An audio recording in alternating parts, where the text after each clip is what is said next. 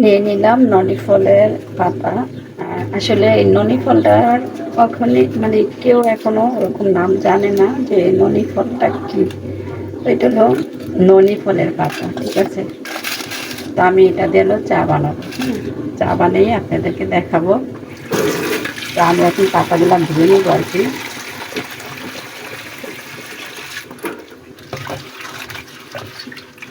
পাতাগুলো ধুয়ে নিচ্ছি।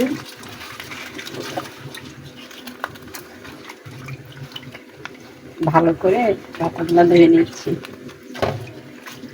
তারপরে এটা দিয়ে চা বানা ফেলবো।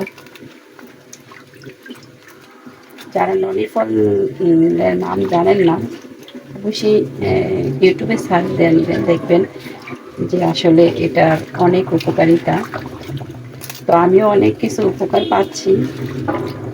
তো হিসাবে আর কি আমার ওই ফলগুলো শেষ হয়ে গেছে, এটাই আমি পাতা দিয়ে এখন চা বানাই খাচ্ছি। তো এটা এই ননি ফলের পাতা অনেক কাজে নাকি মানে অনেক রোগের উপকার হয়।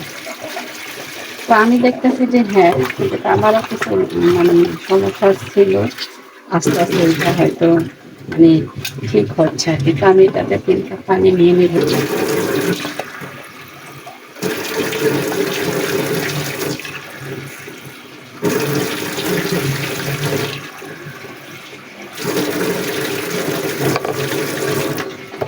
তারপরে এটা আমি চুলাতে বসাই দেব।